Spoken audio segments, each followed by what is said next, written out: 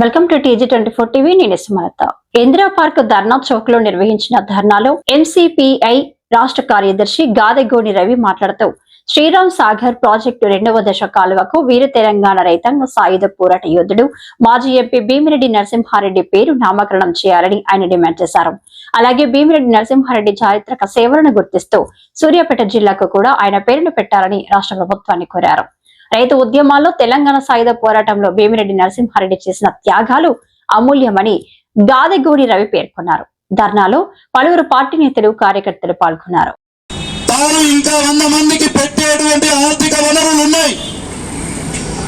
ఆ సమయంలో తన ఇంట్లో ఉండబడినటువంటి పాలేరు కన్ను తిరిగి అడ్డం పడితే ఎందుకు 24 గంటలు శ్రమ చేసేటువంటి ఒక శ్రమజీవి పని చేస్తూనే నా కళ్ళ ముందర కన్ను తిరిగి ఎందుకు అడ్డం పడ్డాడని ఆరాధిస్తే కడుపు నిండా తిండి లేదని విషయాన్ని తెలుసుకొని ఆయన యొక్క ఆలోచన అంతా చలించిపోయి శ్రమ చేసేటువంటి వానికి అన్నం లేకపోవడం ఏంటి, మనకు 100 ఎకరాలు ఉండడం ఏమిటి, ఈ వ్యత్యాసానికి వ్యతిరేకంగా పోరాడాలని చెప్పి ఎవరో చెబితే కాకుండా తనకు తాను తన కుటుంబంలో జరిగినటువంటి ఒక సంఘటనతోటి ఆనాడు కామ్రేడ్ బిఎన్ గారు తన భూస్వామ్య వ్యవస్థను తానే రద్దు చేసుకొని తన భూములను ప్రజలకు పంచిపెట్టి తెలంగాణ రైతాంగ సాయుధ పోరాటానికి తానే కాకుండా తన కుటుంబ సభ్యులందరినీ కూడా అంకితం చేసి అదే బాటలో నడిపినటువంటి ఒక చైతన్య ప్రదాత కామ్రేడ్ భీమిరెడ్డి నరసింహారెడ్డి గారు. మరి ఆనాటి భీమిరెడ్డి నరసింహారెడ్డి గారు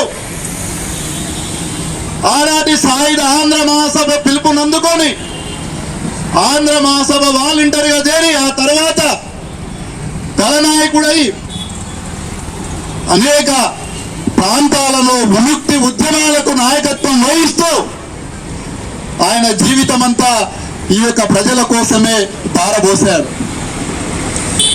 అందులో ఒక ప్రధాన ఘట్టం మనందరికీ తెలుసు. ఈ వేదిక మీదనే ఐలమ్మ గారి వారసురాలు ఉంది.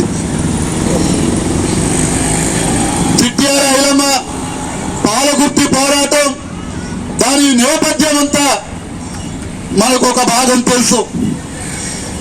ఆ చిట్యాల ఐలమ్మ చరిత్ర సువర్ణాక్షరాలతో తెలంగాణ సమాజంలో లిఖించబడుతున్నది అని అంటే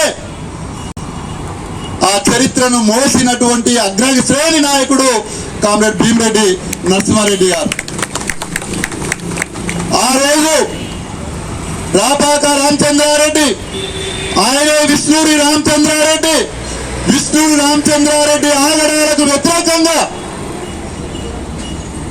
చాలా సాగుతున్నటువంటి పోరాటాల్లో మమేకమైనటువంటి నాటి ఆంధ్ర మహాసభ దళాలు, ఆ తర్వాత కమ్యూనిస్టు పార్టీ సాయుధ దళాలు ఎక్కడ అన్యాయం జరిగితే అక్కడ ప్రత్యక్షమై బాధితుల పక్షాన నిలబడ్డటువంటి చరిత్ర. సబ్స్క్రైబ్ చేసుకోండి TG24. Subscribe TG24 TV. Subscribe कीजिए TG24 TV और एंजॉय कीजिए.